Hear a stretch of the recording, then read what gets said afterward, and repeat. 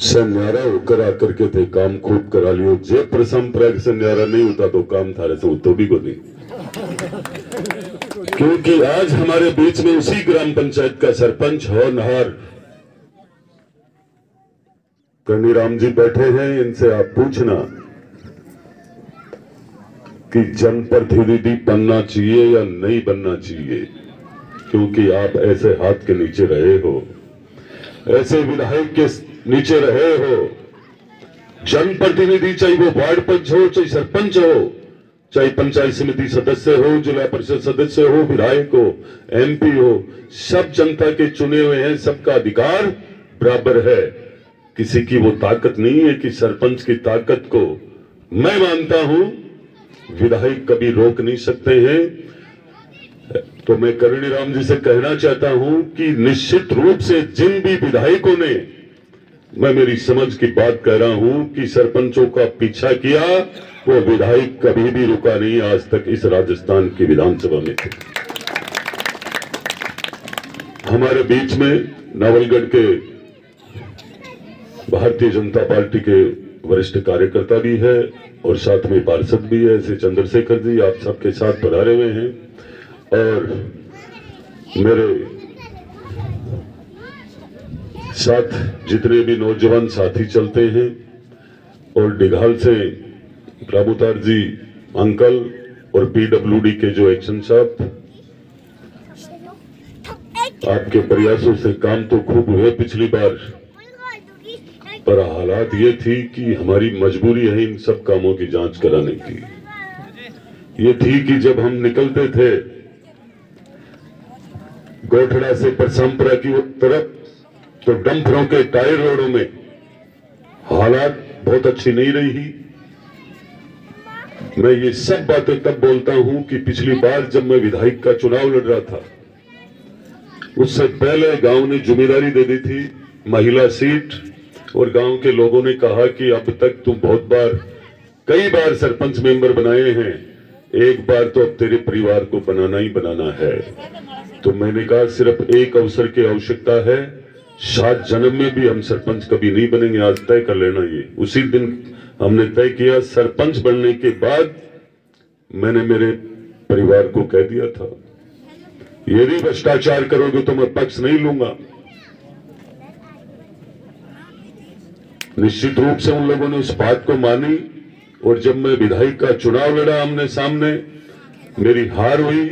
मेरी वजह से मेरे काफी लोगों को परेशानी भी हुई।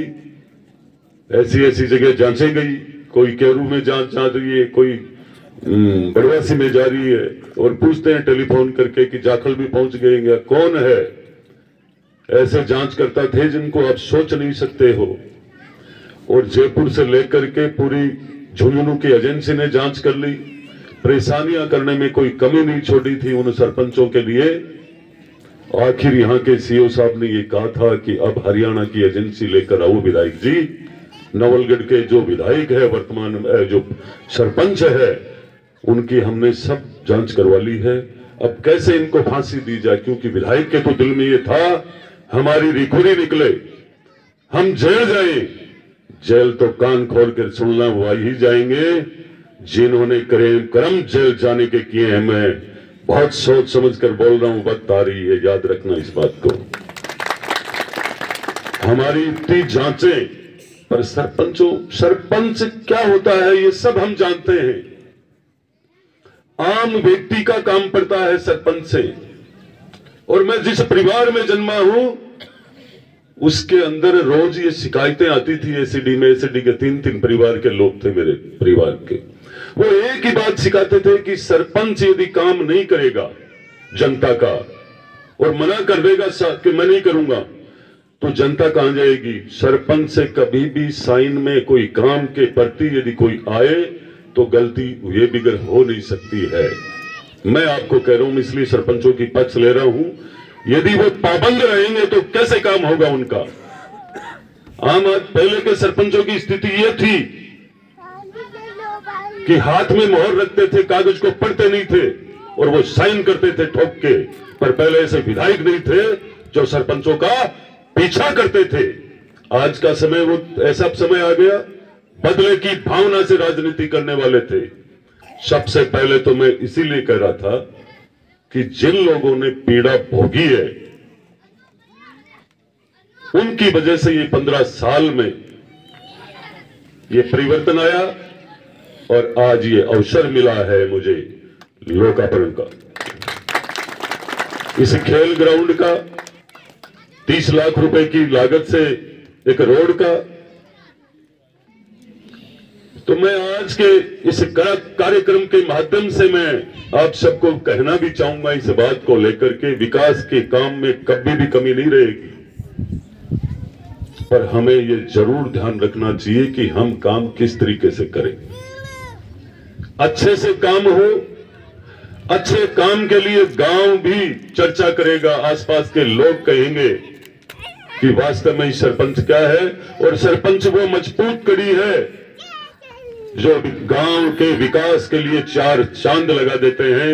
अभी नेकी राम जी आप बता रहे थे गुरुजी रोडवेज के लिए, तो ये प्रयास करने वाले हैं, और जो सरपंच जितने प्रयास करते हैं उनको खूब अच्छा काम भी मिलता है।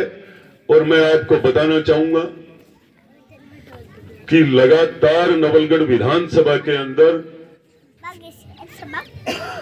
जाने का आने का जब मुझे मौका मिला तो मुझे ये महसूस हो रहा है आज कि दुर्भाग्य है उन लोगों का जिन्होंने अपने 15 साल के कार्यकाल में इन लोगों को प्यार नहीं दिया, मान सम्मान नहीं दिया। मैं निश्चित रूप से सोच समझकर भी बोलता हूं, सोचता भी हूं कि मुझे 5 साल का एक अवसर मिला है आप सबके आशीर्वाद से, तो मैं विकास की बात निश्चित रूप से करूंगा। खेल ग्राउंड की यदि बात करें तो मैं यहां की सरपंच महोदय से कहना चाहूंगा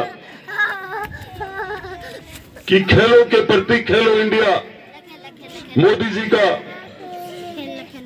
के खेलो इंडिया में पूरे भारत के खेल प्रेमी हिस्सा लेते हैं, और वो फिट जो नौजवानों के लिए फिट रहने का, फिट इंडिया का मंत्र भी मोदी जी का पूरा होता है इससे। तो मैं निश्चित रूप से, आपने अभी हमारे सूक्ष्म बजट में जो 4 महीने के लिए सरकार चलाने की जो व्यवस्था करनी थी उसमें भी आपने देखा होगा कि 2028 के अंदर जयपुर में ओलंपिक होगा, और उसमें पूरे भारतवर्ष के राजस्थान के खिलाड़ियों को अवसर मिलेगा।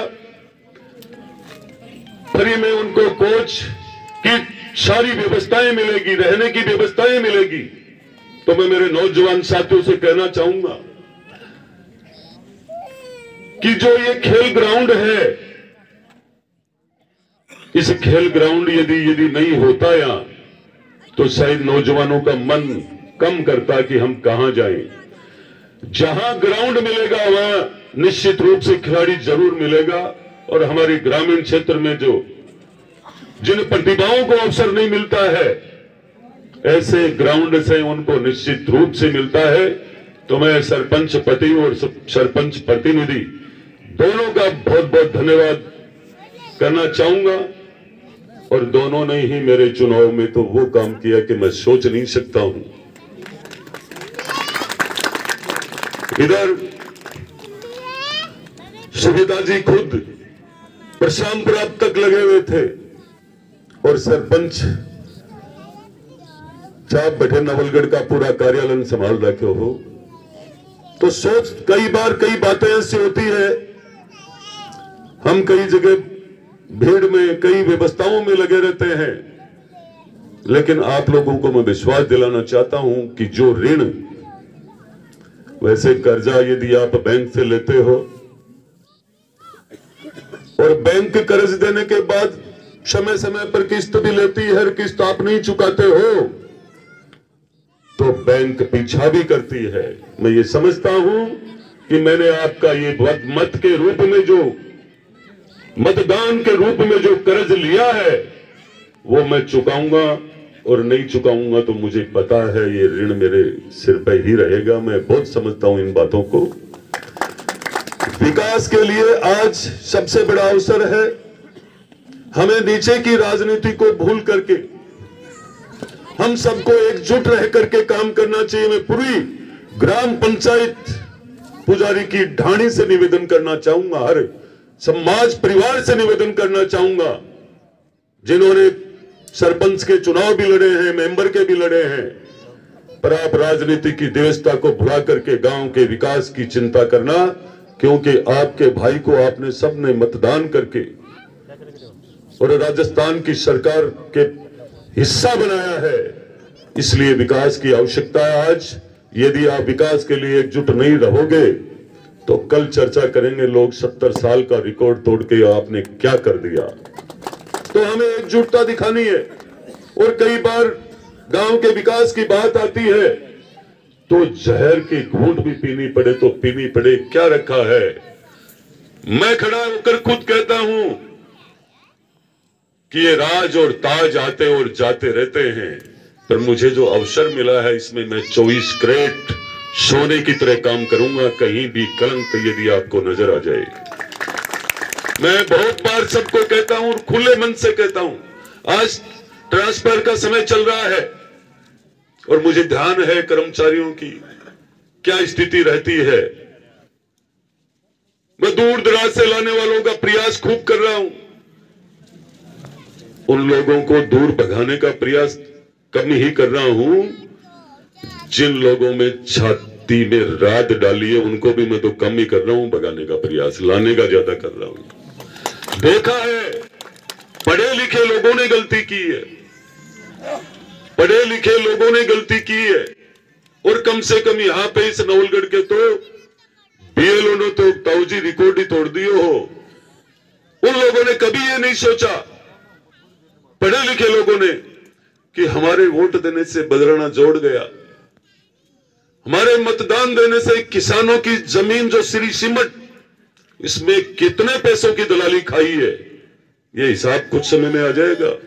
मैं पूरा संकल्प ले रखा है, चाहे कोई भी धरना दे, प्रदर्शन करे, नौजवानों के रोजगार के लिए मेरी तरफ से उनको सबको खुली है। इसलिए खुली है, मेरा भी वही मिशन है।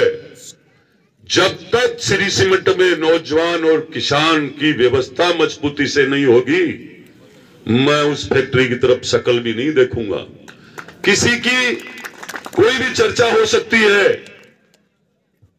पर मेरी आत्मा जानती है मैं कितना ईमानदार हूं। मैं लोभ और लालच में आने वाला व्यक्ति नहीं हूं।